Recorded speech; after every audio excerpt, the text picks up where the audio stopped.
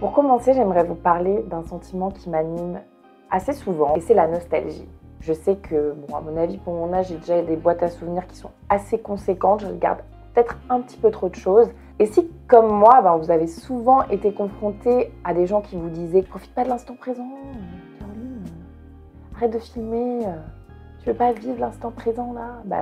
J'ai ce besoin de capturer l'éphémère à tout prix. Donc si, comme moi, vous aimez ce sentiment de nostalgie, vous avez trouvé une amie. Maman, c'est moi, je suis un petit accord. Alors c'est un quoi celui-là? Une viande pince de crabe.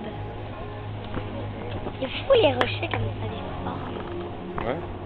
Pourquoi tu nous mets une caméra? Caro!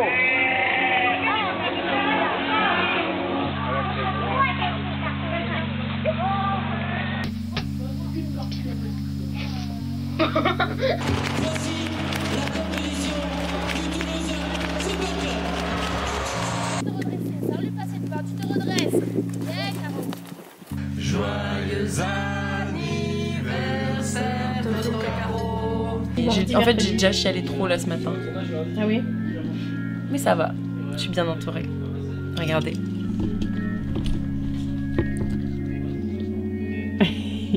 Yes sir!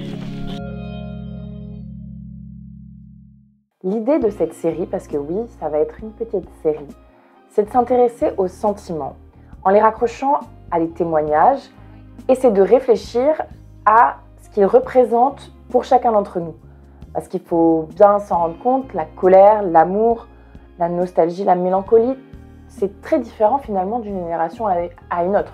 Pour cette première vidéo, je vous propose qu'on s'intéresse donc à la nostalgie de façon philosophique, scientifique aussi, pourquoi pas, un petit peu, mais surtout empirique. Mon but ici, c'est pas d'en faire tout le tour. Je vous mettrai en description plein d'articles et de liens pour, si ça vous intéresse, vous informer plus sur ce sentiment. Donc, on va lire ensemble la définition Wikipédia de la nostalgie. La nostalgie est un sentiment de regret des temps passés ou de lieux disparus, devenus lointains, auxquels on associe des sensations agréables, souvent a posteriori. Celui-ci est souvent provoqué par la perte ou le rappel d'un de ses éléments passés, les deux éléments les plus fréquents étant l'éloignement spatial et le vieillissement, qui représente un éloignement temporel.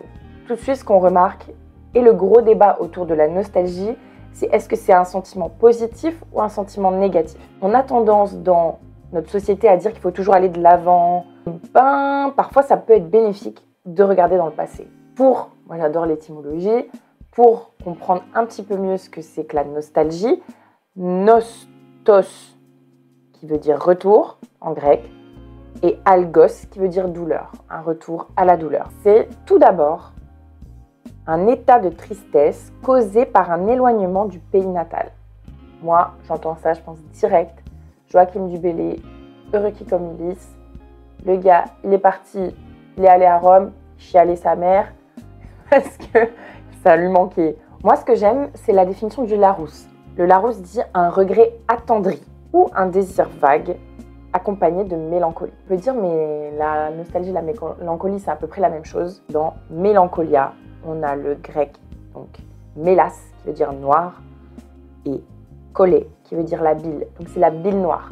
On connaît tout ce qui est spleen. C'est un état une durée en fait, de cet état nostalgique, quelque part, mais avec une disparition du goût de la vie. Aujourd'hui, on appellerait ça de la dépression. En gros, la nostalgie, ça peut être négatif comme positif, là où la mélancolie, généralement, c'est quand même purement négatif. Quel type de nostalgie on peut avoir? On a ce que j'aime bien et ce qu'on appelle la nostalgie partagée. Je pense à un format qu'on a vu notamment sur les réseaux sociaux, Génération 2000 ou Back to 2000.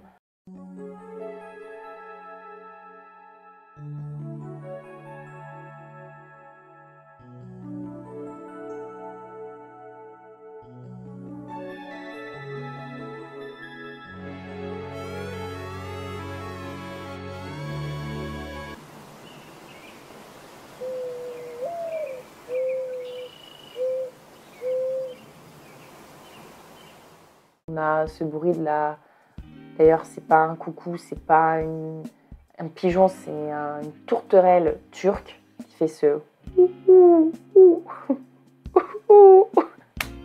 Là, c'est une nostalgie positive parce qu'elle permet de sortir aussi parfois d'une certaine forme d'isolement pour se retrouver avec un groupe de personnes avec qui on a partagé un souvenir. Parfois, on n'a plus rien en commun avec les gens, si ce n'est ce souvenir. Quand on rencontre quelqu'un et qu'on a « Ah, toi aussi, tu as vécu dans cet endroit-là », ben, tout de suite, il y a une connexion qui se crée et une sympathie et une empathie pour la personne qui est presque immédiate. Un autre point que je voulais aborder de la nostalgie, c'est la nostalgie en politique. C'est ce qu'on appelle le passéisme. Et donc là, je peux vous en donner un exemple clair. We will make America great again. Donc, je ne suis pas particulièrement passéiste. Non, moi, je regrettais grave.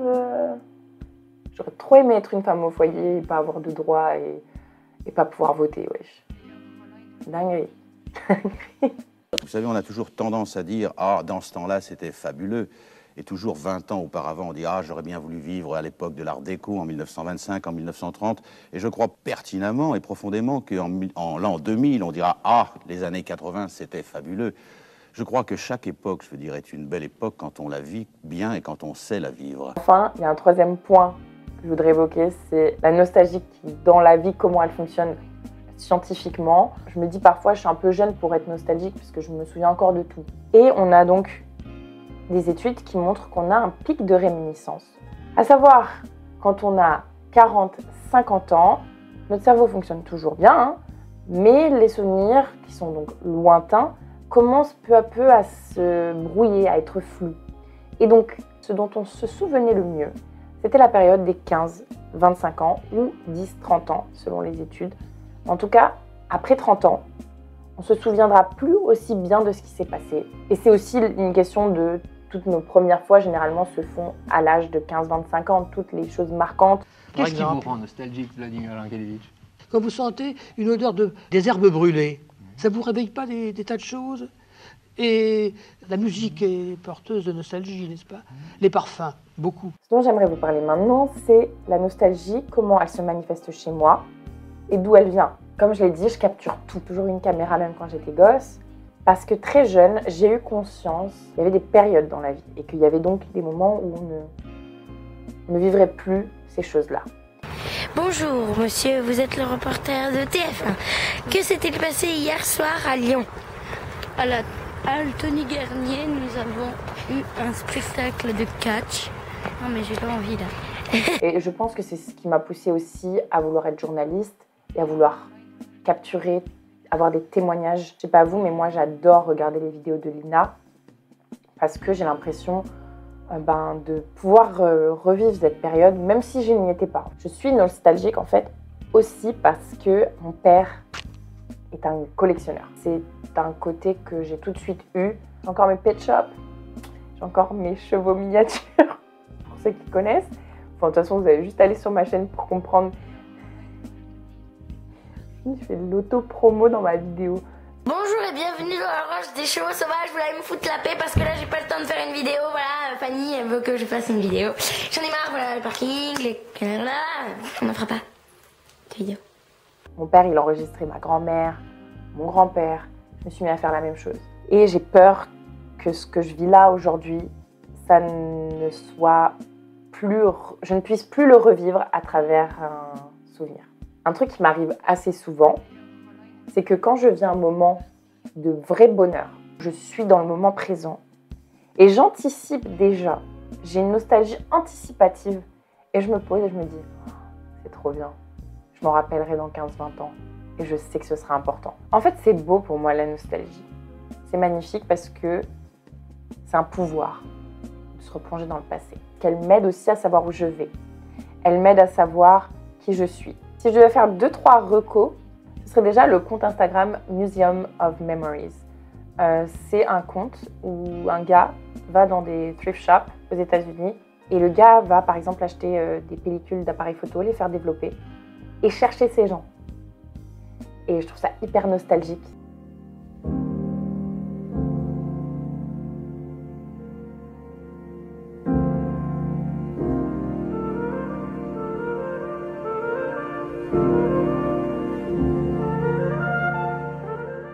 peut passer des heures sur son compte à regarder. En plus, les gens coopèrent pour retrouver les personnes.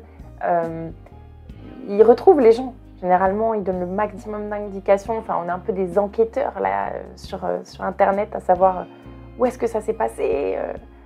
Putain, ce petit gars là, le seul indice qu'on a, c'est le petit logo qu'il a sur son pull. Et enfin, ben, on a À la recherche du temps perdu de Proust. Et du côté de chez Swann. Attention, disclaimer, je n'ai pas réussi à lire Proust. J'ai lu une centaine de pages. Voilà, c'est pas possible. Pour moi, en tout cas, en ce moment-là. Et le gars, au début de son premier roman, donc du côté de chez Swann, il va parler de sa daronne et dire « Maman, maman, j'arrive pas à dormir quand tu viens pas me faire un bisou. » Et ça dure. Mais c'est trop, quoi. Ça m'a saoulée. Je m'en s'en fout de ta daronne, en fait. Mais j'ai lu le fameux passage de la Madeleine de Proust. Je l'attendais, je ne savais pas dans quel roman il était. Et en fait, c'est au tout début de son premier roman. Il y a la Madeleine de Proust qu'on connaît tous et qui est maintenant une expression donc de ce moment de réminiscence soudain. Qu'est-ce qui m'arrive là? J'ai l'impression de connaître. Ça me rappelle quelque chose, je ne sais pas quoi. C'est donc pour ça que je vais faire le tour de mes amis pour leur demander quelles sont leurs Madeleines de Proust. On se revoit donc dans une autre vidéo. Je suis très contente d'avoir enfin pu me lancer et faire une vidéo. Je pense que j'ai essayé dans ma vie des milliers de fois de me filmer facecam et de faire quelque chose sur YouTube. J'étais mieux derrière une caméra à présenter mes petits poneys. Donc j'espère que ça vous a plu. J'espère que vous avez appris des choses sur la nostalgie. Et moi, ça m'intéresse vraiment si vous pouvez me partager votre sentiment sur la nostalgie. Merci beaucoup d'être arrivé jusque-là.